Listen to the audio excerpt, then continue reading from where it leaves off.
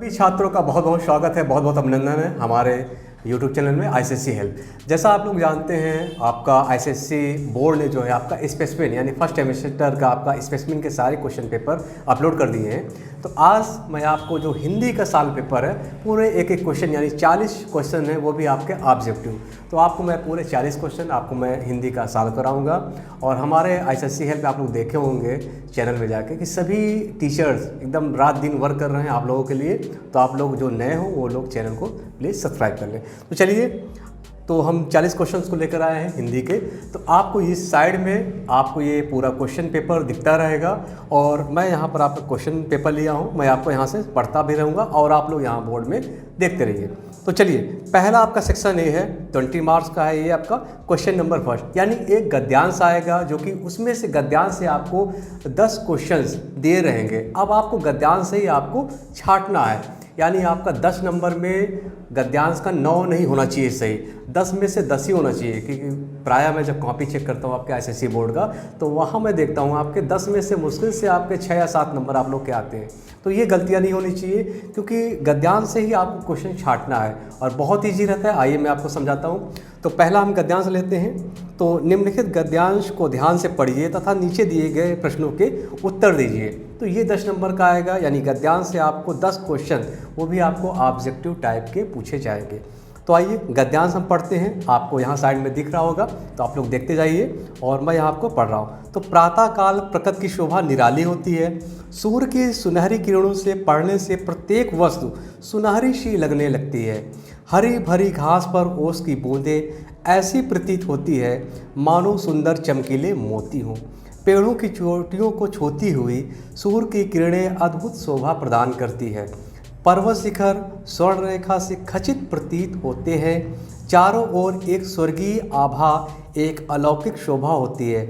बाग बगीचों में फूल मुस्कुराने लगते हैं, यानी जब सूर्योदय होता है तो बाग बगीचे भी फूल जो है मुस्कुराने लगते हैं, यानी जो कलियां अर्ध खिली हुई होती हैं वो कलियां भी आपकी खिलने लगती है।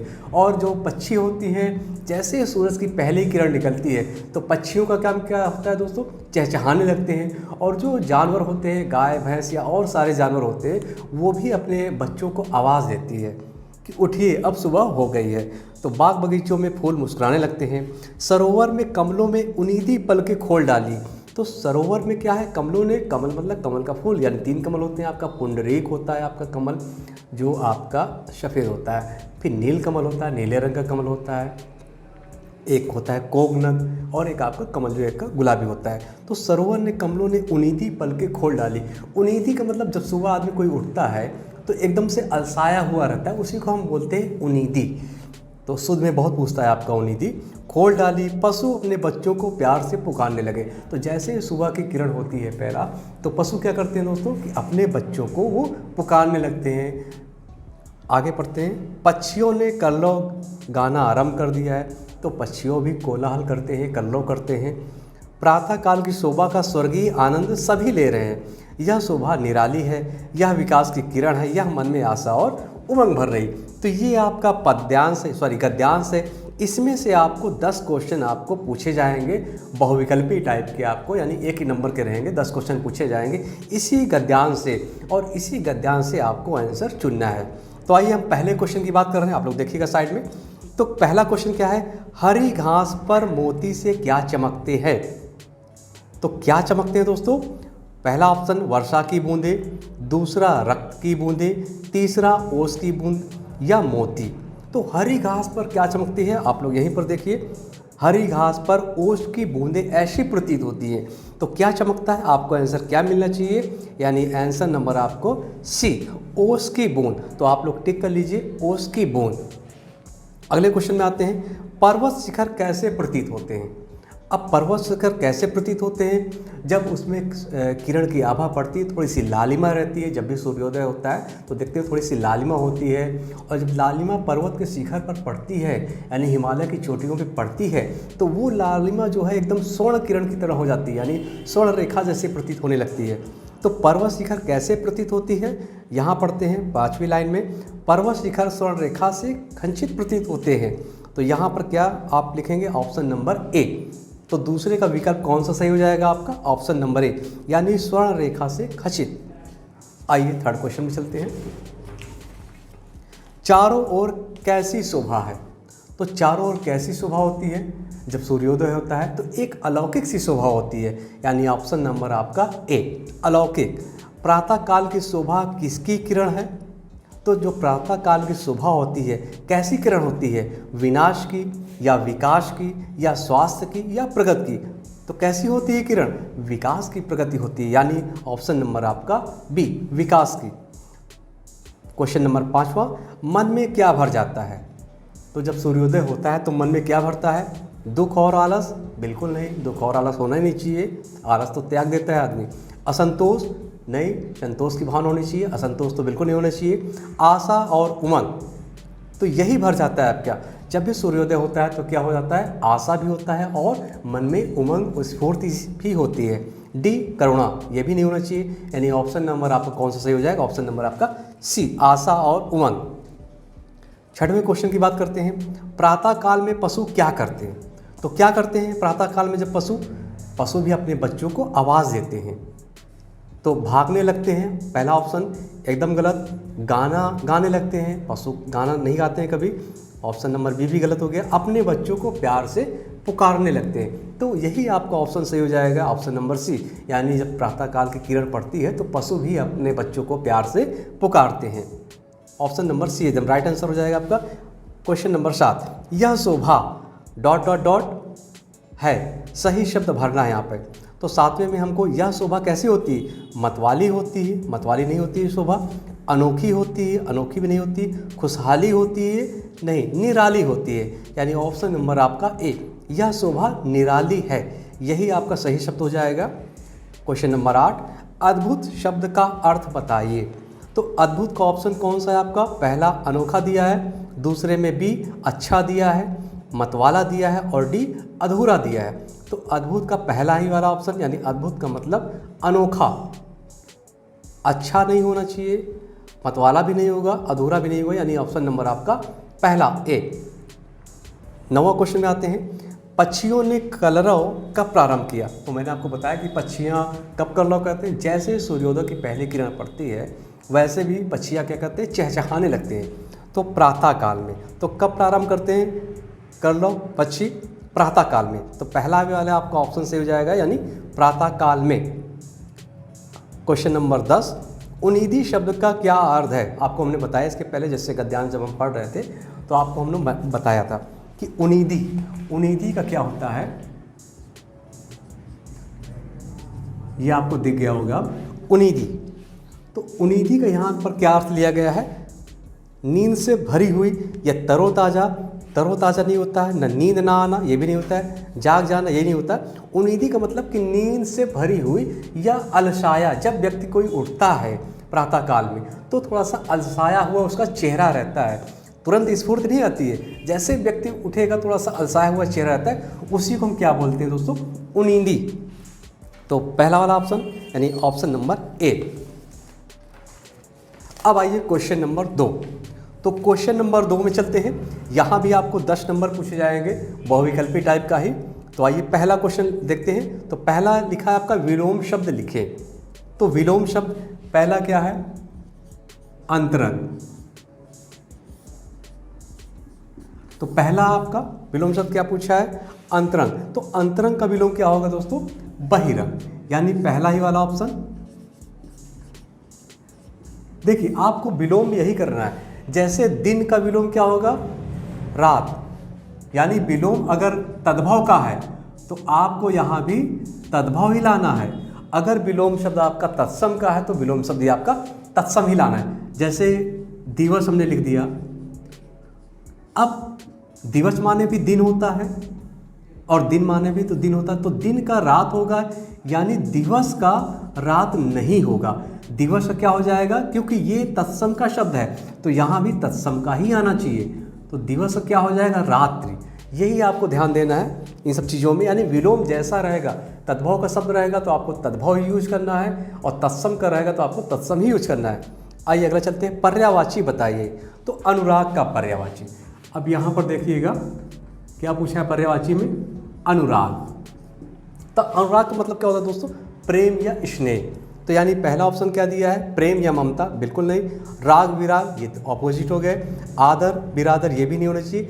नेह प्रेम, तो नेह यहाँ पर दिया है, थोड़ा सा मिसप्रिंट हो सकता है, नेह भी कह लीजिए या स्नेह भी कह लीजिए। तो यहाँ पर आधा सा जो है आपका दंती सा ये मिसप्रिंट हो गया, यहाँ पर नेह दे दिया गया। तो नेह या प्रेम, आपका ऑप्शन नंबर डी ही सही होना चाहिए। ये थोड़ा सा बोर्ड की गलतियाँ है, यहाँ पर स्नेह होना चाहिए था। अगले क्वेश्चन में आइए, भाववाचक संज्ञा बताइए। तो भाववाचक संज्ञा किसका पूछा है, आपका उड़ना का। अब यहाँ पर भाववाचक, उड़ना का भाववाचक को बनाना है। तो उड़ना का भाववाचक क्या हो जाएगा, उड़ान। तो पहला क्या है, उड़ना का भाववाचक ऑप्शन ए में है चढ़ना, बिल्कुल नहीं होगा चढ़ना। ऑप्शन बी उड़ान, यही आपका सही है। और पढ़ना भी नहीं होगा ऑप्शन सी। और पंख फैलाना, यानी आपके ऑप्शन नंबर बी एकदम राइट हो जाएगा। यानी जो भाववाचक संज्ञा होगी आपकी उड़ाना का उड़ान होगा। अब शब्दों को शुद्ध करना है, तो शब्दों को शुद्ध करना है। शब्द आपका क्या दिया है, रामायणा। आपको साइड में दिख भी रहा होगा, आप लोग साइड में देखिए, रामायणा शब्द दिया है। तो रामायणा को शुद्ध करना है। तो पहला ऑप्शन है आपका रामायण, फिर दूसरा दिया है रामयण, फिर दिया है रामायणा, फिर रामायण। तो रामायणा जो दिया है ये शब्द, इसका शुद्ध क्या होगा आपका, रामायण। ये आपका शुद्ध। अगर इसका हम संधि विच्छेद करेंगे और शुद्ध की बात करेंगे तो राम प्लस अयन। अब यहाँ पर देखिए क्या है, यहाँ पर क्या है, छोटा है, यहाँ पर क्या है, छोटा है। दोनों को मिलाएंगे तो क्या बन जाएगा, बड़ा। अब यहाँ बचा क्या, तो यहाँ राम बचा हलंत वाला, फिर ये क्या बन गया, बड़ा बन गया, फिर क्या बचा, ये यन बन गया। अब संस्कृत में आपका न का क्या हो जाता है, अड़ा हो जाता है। तो ये बड़ा की मात्रा में इसमें मर्ज कर देंगे तो क्या हो जाएगा, रामा, और ये यह है, और न का क्या बन गया आपका, अड़ा। चतुर्थी विभक्ति है, यहाँ पे अड़ा बन जाएगा सीधे से, तो क्या हो जाएगा आपका, रामायण। तो रामायण ही आपका शुद्ध शब्द है। कई बार पूछता है, संधि विच्छेद करके ही पूछता है, तो इसको भी रट लीजिएगा। और कौन सी संधि है, ये आपकी दीर्घ संधि है। अगला क्वेश्चन में आइए, मुहावरे का अर्थ बताइए। तो गले का हार, मुहावरा क्या दिया है, गले का हार। तो बताइए गले का हार क्या होता है, सोना चांदी हीरा मोती से यहाँ मतलब नहीं है। यानी गले का हार का मतलब होता है बहुत प्रिय होना, यानी बहुत प्यारा होना। तो पहला ऑप्शन क्या दिया है, बहुत बुरी है, बिल्कुल नहीं। दूसरा ऑप्शन दिया है बहुत प्रिय, तो यही ऑप्शन आपका बी नंबर एकदम से राइट हो जाएगा। यानी गले का हार का तात्पर्य क्या होगा, बहुत प्यारा या बहुत प्रिय होना। अब अगला क्वेश्चन में आइए, निर्देशानुसार वाक्य शुद्ध करना है। तो मुसाफिर धर्मशाला में विश्राम करते हैं, ये एक वाक्य दिया गया है और इसको बदलना क्या है, भूतकाल में। तो भूत वर्तमान भविष्य, काल कितने होते हैं, 3 होते हैं। तो भूत वर्तमान और भविष्य। तो भूतकाल के भी 5 भेद होते हैं, भूतकाल के 6 भेद होते हैं, वर्तमान के 5 होते हैं और भविष्य के 3 भेद होते हैं। कभी भेद भी पूछ ले तो आप लोग बता दीजिएगा। तो अब यहाँ पर क्या बताना है इसको, मुसाफिर धर्मशाला में विश्राम करते हैं, तो इसको हमको भूतकाल में बदलना है। तो पहला क्या है ऑप्शन, मुसाफिरों ने धर्मशाला में विश्राम किया। तो यही आपका ऑप्शन क्या हो जाएगा, सही हो जाएगा। तो ये भूतकाल में है पहला ही वाला ऑप्शन, तो ये भूतकाल है, तो आगे हम चलते ही नहीं है। तो पहला ऑप्शन आपका सही हो गया, यानी 6वें का ऑप्शन ए वाला सही हो जाएगा। आइए 7वें में आइए। 7वें में क्या बनाना है दोस्तों, विशेषण। तो अर्थ का विशेषण बताइए। तो अर्थ जो कि एक विशेषण है, अर्थ का विशेषण हमें बनाना है। तो अर्थ का बन जाएगा अर्थी, बिल्कुल नहीं, अर्थी का मतलब सैया होता है, ये उसका अर्थ का विशेषण है ही नहीं। तो अंकित, ये भी नहीं होगा। अधर्म, ये भी नहीं होगा, ये धर्म अधर्म की बात है इसमें। आर्थिक, यानी अर्थ का विशेषण क्या हो जाएगा, आर्थिक। तो ऑप्शन नंबर आपका सी। अब 8वें क्वेश्चन में आइए, तद्भव शब्द बनाना है। तो दधि, ये थोड़ा सा यहाँ पर गलत दिया गया है, बोर्ड ने यहाँ भी गलत दिया है। होता है शुद्ध क्या, दधि। दधि माने क्या होता है दोस्तों, दही। और दही क्या है आपका, ये पुल्लिंग शब्द है। अगर पूछ ले दही का स्त्रीलिंग है या पुल्लिंग, ये पुल्लिंग है, तो शुद्ध होता है दधि। लेकिन यहाँ पर दिया है आपका दधि, यानी दाधि दिया है, तो ये थोड़ा सा गलत है, बोर्ड का मिसप्रिंट होगा। तो चलिए पहला ऑप्शन यानी दही का, दधि का तद्भव क्या होता है, दही।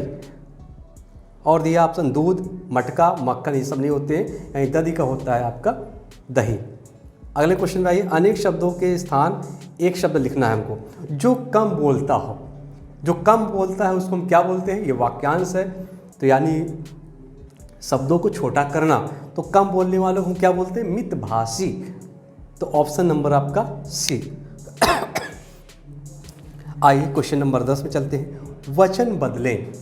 क्वेश्चन नंबर 10 क्या है दोस्तों? वचन बदलना। वचन का मतलब एक वचन बहुवचन की बात हो रही है, क्योंकि संस्कृत में 3 वचन होते हैं और हिंदी में आपके सिर्फ 2 ही वचन होते हैं, यानी एक वचन और बहुवचन। अब वचन क्या है? तारा। तो तारा क्या है दोस्तों? एक वचन है।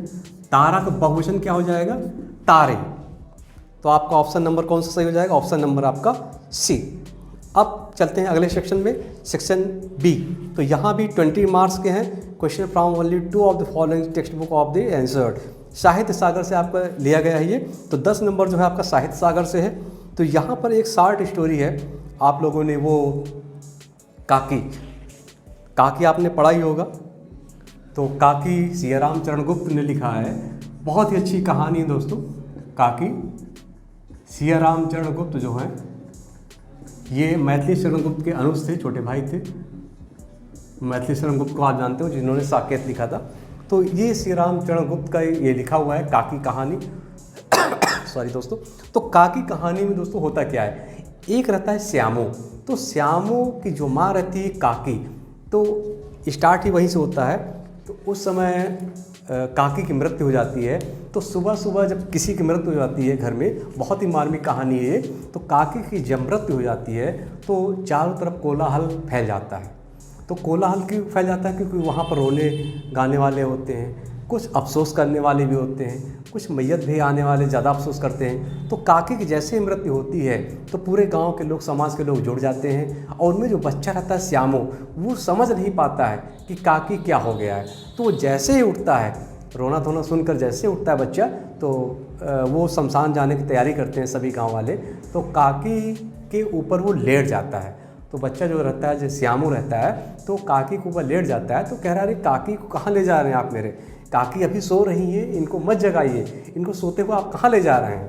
अब बच्चा जान नहीं पाता है कि इसकी मृत्यु हो चुकी है। तो वो बच्चा को बहुत समझाया जाता है कि बेटा ये जो है अभी जाएंगी मामा के पास, या कुछ लोग बताते हैं कि भगवान के पास जा रहे हैं। तो बच्चा को बहुत बहला फुसला देते हैं घर वाले, और उनको थोड़ा सा विश्लेषण जो उनका पिता रहता है, तो वो समझा के थोड़ा सा दूर ले जाता है कि ये अपने मामा के पास जाएंगे, फिर चले आएंगे। तो दाह संस्कार के लिए काकी चली जाती है, उनका दाह संस्कार भी हो जाता है।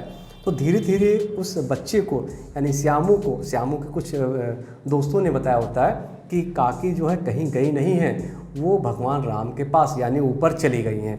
तब उसको एहसास होता है कि काकी वो मर गई। फिर भी वो नहीं जानता है, फिर भी वो सोचता है कि काकी ऊपर से चली आएंगी। अब उनको कैसे लाना होता है, तो वो धीरे करता क्या है, एक दिन वो पतंग देखता है। तो पतंग सोचता है कि वो आसमान में ही है और ये पतंग इतनी ऊंचाई पे उड़ रही होती है, तो मेरी भी काकी वो पतंग के डोर के सहारे वो मैं नीचे उनको ले आऊँगा। बस उनमें पतंग में हम थोड़ा सा एड्रेस लिख देंगे कि इस गांव में आना है। तो काकी हमारी वो पतंग के रस्सी घसीटते हुए यानी डोर पकड़ते हुए वो काकी चली आएंगी। तो अब बच्चा करता क्या है, तो बच्चा ही बोलता है अपने पिताजी से कि हमको पतंग चाहिए। अब क्योंकि वो भी अफसोस करता है कि बच्चा ने कहा है, अब उसकी माँ तो रही नहीं काकी, अब उसको भी पतंग सोचते हैं कि चलो दिला देते हैं। तो बोलते हैं कि चलो हम कल पतंग दिला देंगे। अब वो बच्चा जो है उसी के इंतजार में कल बीत गया, पतंग नहीं आया। तो करता क्या है, वो अपने पापा के कोट में, काका के कोट में जाके पैसा चुराने लगता है। तो पहले दिन वो चवन्नी चुराता है, तो चवन्नी चुरा के वो पतंग की व्यवस्था करता है, फिर डोर भी लाता है और फिर वो अपना डोर पतंग को उड़ाता है। तो उतने में वो पिताजी आ जाते हैं। पिताजी कहते हैं, बेटा ये तुम क्या कर रहे हो? तो कह रहे हैं, मैं इस पर एड्रेस लिखूँगा, पता लिखूँगा और काकी पतंग के डोर पकड़ के वो नीचे आ जाएंगे मेरे पास। तो पिताजी को थोड़ा सा आश्चर्य होता है कि ये बच्चा क्या कह रहा है। तो उन्होंने कहा कि बेटा ऐसा है, ये पतंग की डोर बहुत ही हल्की है, ये टूट जाएगी, इससे काकी नहीं आएंगी, इसको ये चाहिए मोटी रस्सी। तो कहा ठीक है, वो उसको समझा देते हैं। फिर दूसरे दिन बच्चा क्या करता है, फिर वही पैसा, अब पैसा तो फिर वही कोट, तो कोट पे स्टूल लगाता है धीरे से, और 2 स्टूल लगा के फिर वो कोट पाता है। फिर वहाँ से रुपए चुराता है, यानी पहली बार चवन्नी चुराता है, फिर दूसरी बार क्या करता है, 1 रुपया चुराता है। अब 1 रुपया चुराने के बाद फिर वो जाके रस्सी, मोटी रस्सी की व्यवस्था करता है, फिर उड़ाता है, नहीं उड़ता है। फिर आ जाते हैं उनके काका, काका देखते हैं कि बेटा क्या हो रहा है, तो कह रहा है ये मोटी रस्सी मैं ले आया हूँ। तो कहा ये पैसा कहाँ से पाए हो? तो उनके दोस्तों से पूछते हैं, तो कह रहा है नहीं, ये श्यामू को बोल देता है कि श्यामू चुराए पैसा। तो श्यामू को डांटता है, लेकिन वो पतंग में लिखा रहता है, माँ का नाम लिखा रहता है, गांव का एड्रेस लिखा रहता है कि वो पकड़ के सीधा चली आएंगे। तो उसने में उसका पिता जो रहता है बड़ा अफसोस करता है, बड़ा आश्चर्य भी होता है उसको कि बताइए बच्चा ये करने वाला होता है। तो उसको डांटते हैं कि बेटा तुम चोरी करना सीख रहे हो, कल को चवन्नी आपने चुराया, आज 1 रुपया चुराए हो, तो आप चोरी करना सीख रहे हो, आप जेल जाओगे। तो 2-4 झापड़ भी मार देते हैं। लेकिन जैसे ही पतंग पे नज़र जाती है, माँ का नाम लिखा होता है, एड्रेस लिखा होता है, वैसे ही वो अफसोस करता है। तो ये मारवी कहानी है एक बच्चे की, तो वही का गद्यांश दिया है यानी यही साहित्य सागर से ये स्टोरी शॉर्ट स्टोरी है। तो आइए अब हम क्वेश्चन को सॉल्व करते हैं, क्योंकि यहाँ आपको स्टोरी दिया नहीं है, यहाँ सिर्फ एक ही लाइन दिया गया है और सिर्फ क्वेश्चन ही पूछे गए हैं। तो आप लोग वहाँ पढ़े होंगे आप लोग कहानी, बस उसी कहानी से ये 10 क्वेश्चन लिया गया। तो पहला क्वेश्चन हम बात करते हैं, लोग जब उमा को शमशान ले जाने लगे तो उठा कर ले जाने लगे, तब श्यामू ने बड़ा उपद्रव मचाया। तो उपद्रव मचाया, बस इतना ही एक लाइन है, लेकिन कहानी पूरी आपकी स्टोरी है 2-3 पेज की। तो पहला क्वेश्चन है, स्टार्ट करते हैं, श्यामू की माँ कौन थी? तो श्यामू यानी उसी बच्चे की हम बात कर रहे हैं, तो श्यामू की माँ कौन थी? काकी। तो यानी पहला ऑप्शन उमा, दूसरा सुखिया, तीसरा दासी और चौथा डी काकी। तो ऑप्शन कौन सा सही हो जाएगा आपका? ऑप्शन नंबर आपका डी। तो श्यामू की माँ कौन थी? काकी। Option number D is right answer. अब दूसरे क्वेश्चन में चलते हैं, घर में कोहराम क्यों मचा हुआ था? तो मैंने आपको बताया क्यों कोहराम मचा था, क्यों कोलाहल मचा था, क्योंकि काकी की मृत्यु के कारण। क्योंकि जैसे भोर में काकी की मृत्यु हो जाती है तो गांव वाले भी आ जाते हैं, रोना पीटना भी शुरू हो जाता है, घर वाले भी रोना पीटना शुरू करते हैं। तो यानी काकी की मृत्यु के कारण। दूसरा ऑप्शन, बच्चे की मृत्यु के कारण, दासी की मृत्यु के कारण या सुखिया की मृत्यु के कारण। तो आप लोग भी आंसर दीजिए, आप लोग कमेंट बॉक्स में आंसर करिए कौन सा सही हो जाएगा। तो पहला वाला यानी काकी की मृत्यु के कारण घर में कोहराम मचा हुआ है, या दूसरे का ए। आइए तीसरे क्वेश्चन में, श्यामू को किसने बताया कि उसकी माँ भगवान के घर गई है? तो किसने बताया? उसके दोस्तों ने, दासी ने, सुखिया ने या अबोध बालकों ने? तो अबोध बालकों ने बताया, यानी ऑप्शन नंबर आपका बी। चौथा क्वेश्चन, आकाश में उड़ती पतंग देखकर श्यामू को कैसा लगा? तो कैसा लगा? बहुत खुश हुआ। क्यों खुश हुआ? क्योंकि वो इसी पतंग के सहारे अपनी काकी को ज़मीन पर ले आएगा, तो इसीलिए वो खुश हुआ, यानी ऑप्शन नंबर आपका ए। काकी कहानी की लेखक कौन है? तो मैंने आपको बताया किसकी है कहानी है, सियाराम शरण गुप्त की है, जो कि मैथिली शरण गुप्त के ये अनुज रहते हैं। तो ऑप्शन नंबर आपका टी सही हो जाएगा। अगला क्वेश्चन, श्यामू ने अपने पिता की जेब से क्या चुराया था? तो पहली बार चवन्नी चुराई, दूसरी बार क्या चुराया? रुपया। तो सीधा सीधा आप कर दीजिए, रुपया चुराया और चवन्नी भी है, तो दोनों ही ऑप्शन आपका सही हो जाएगा। यानी चवन्नी भी चुराया और रुपया भी चुराया, तो ऑप्शन दोनों दिया। यहाँ पर रंग होना चाहिए 58 दिनार, तो चवन्नी और रुपया। लेकिन जब दूसरी बार चुराया उसने तो रुपया ही चुराया था, तो ऑप्शन नंबर आप सी ही सही करिए। अगर दोनों ऑप्शन है आपको तो सी ही मारिए, यानी रुपया ही चुराया। विश्वेश्वर जो श्यामू का पिता था डॉट डॉट डॉट होकर वहीं खड़े रह गए। तो विश्वेश्वर डॉट डॉट डॉट है, यानी खाली स्थान को आपको भरना है। होकर वहीं खड़े रह गए, क्या खड़े रह गए?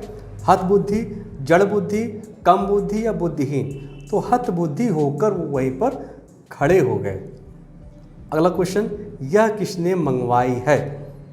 यहाँ क्या मांगने की बात हो रही है? रस्सी, पतंग, सीढ़ी या कलम? यानी श्यामू के पिता ने कहा विश्वेश्वर ने कि यह किसने मंगवाई है, यानी किसकी बात हो रही थी? रस्सी की। तो ऑप्शन नंबर आपका कौन सा सही हो जाएगा? रस्सी। यानी पहला ही ऑप्शन रस्सी की बात हो रही है। अगला क्वेश्चन, नहीं किसी से नहीं कहूँगा, ये कोटेशन है। कथन का वक्ता तथा श्रोता कौन है? तो यह बात जब वो पैसा चुराता है 1 रुपया, तो वो बात भोला श्यामू से कहता है।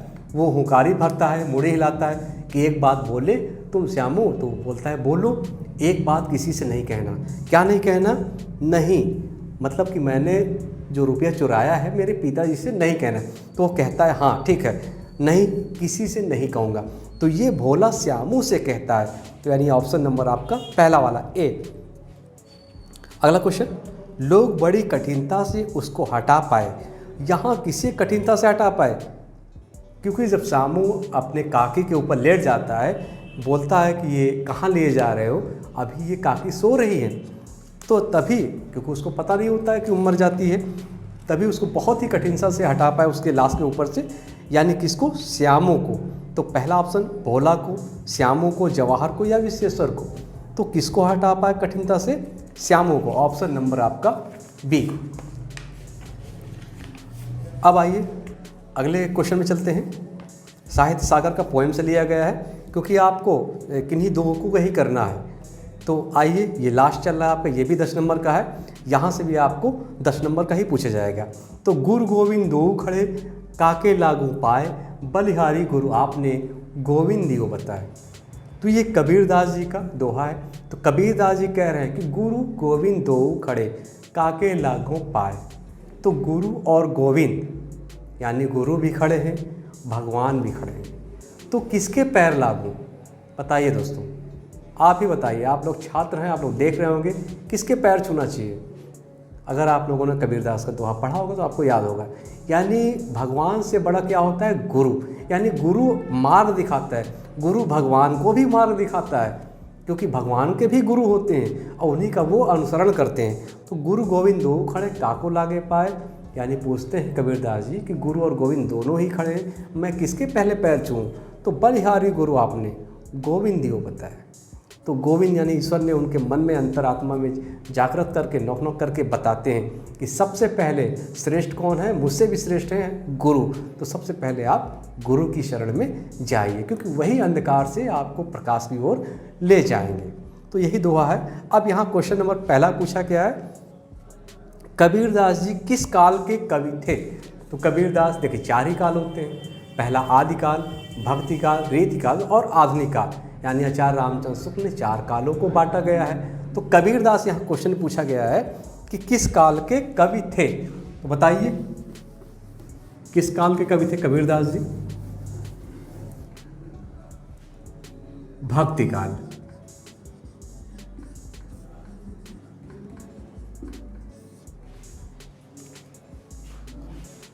तो पहला काल जैसे हम लेते हैं संवत 1050 से 1375।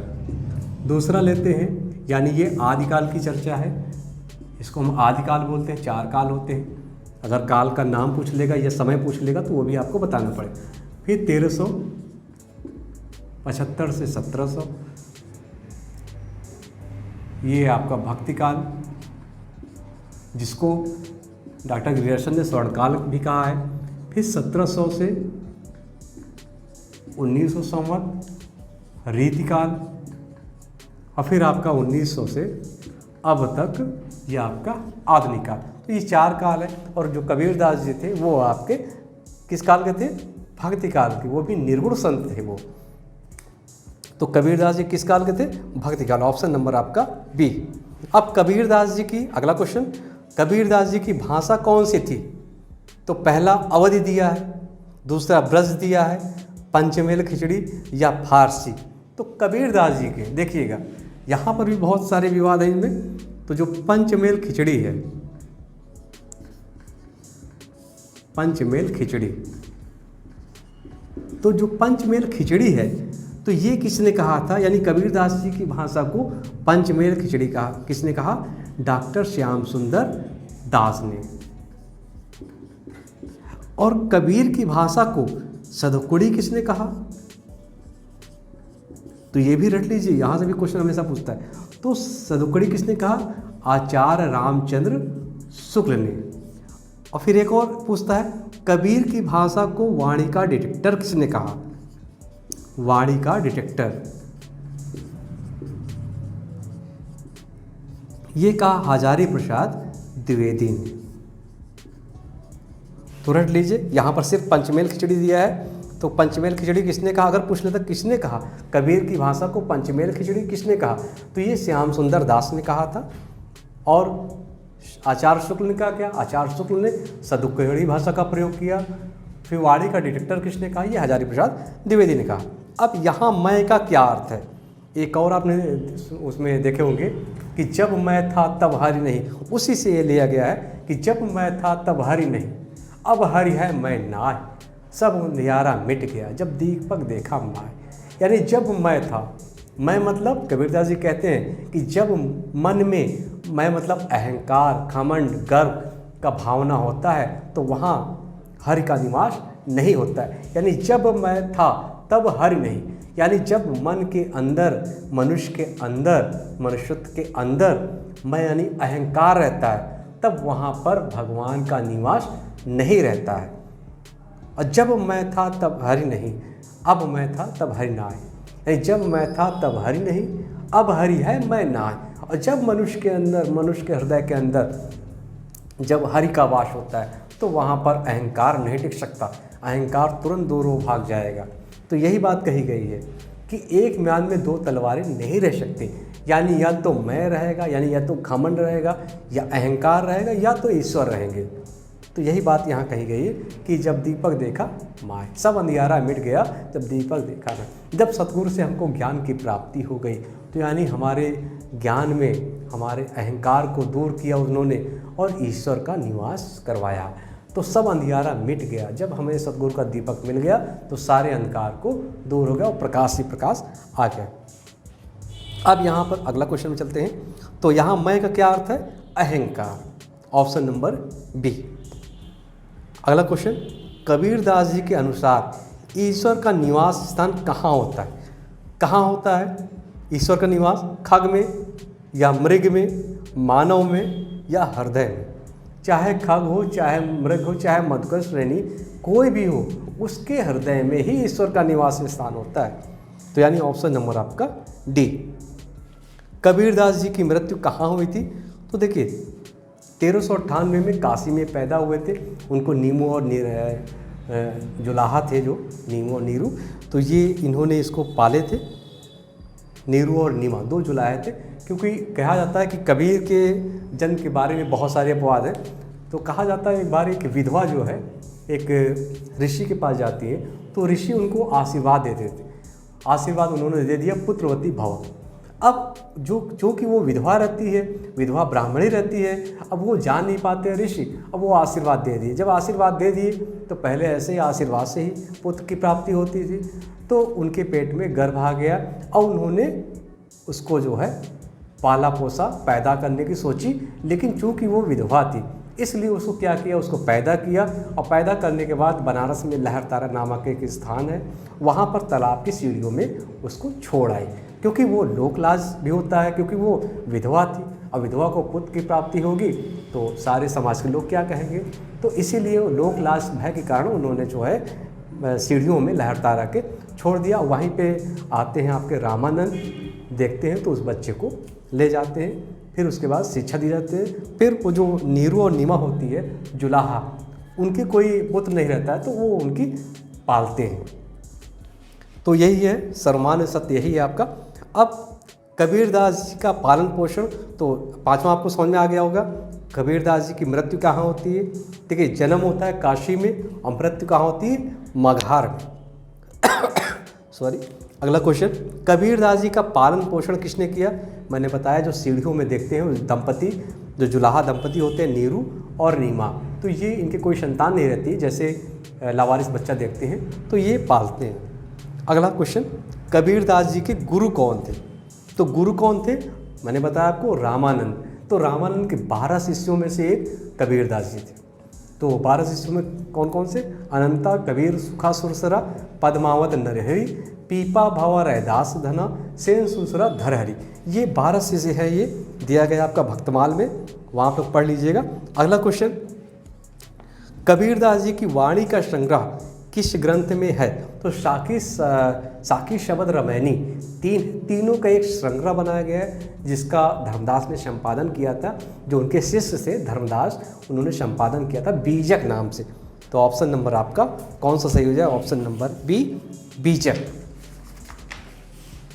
आइए अगले क्वेश्चन में, बलिहारी का अर्थ बताइए। तो वही बलिहारी क्या होता है? पहला ऑप्शन संसार, निवास, न्यौछावर या तात्पर्य। वही पहले वाले से लिया गया है कि गुरु गोविंद दियो बताए, गुरु गोविंद हो खड़े काके लगो पाए, बलिहारी गुरु आपने गोविंद दियो बताए। तो वही बलिहारी का न्यौछावर हो जाना, यानी गुरु पे अपना पूरा सर्वभंग दे देना, पूरा शरीर निछावर हो जाना। अगला क्वेश्चन, बनराय शब्द का अर्थ बताइए। तो ये लास्ट क्वेश्चन है आपका। तो सबसे लास्ट क्वेश्चन, बनराय शब्द का अर्थ वानर, घोड़ा, जंगल या कागज। तो ऑप्शन नंबर आपका सी, बनराय का क्या अर्थ होता है दोस्तों? आपका ऑप्शन नंबर सी यानी जंगल होता है। तो 40 क्वेश्चनों को मैंने आपको ले लिया, जो आपका आईसीएसई बोर्ड ने अभी आपका दिया है स्पेसिफिन फर्स्ट सेमेस्टर का। तो 40 क्वेश्चन में आपको 40 ही आएंगे। एक बार देख लीजिए, ऐसे ही क्वेश्चन आपको बनेंगे और आपको मैं ऐसे ही क्वेश्चन का सेट आपको मैं देता रहूँगा। तब तक के लिए नमस्कार।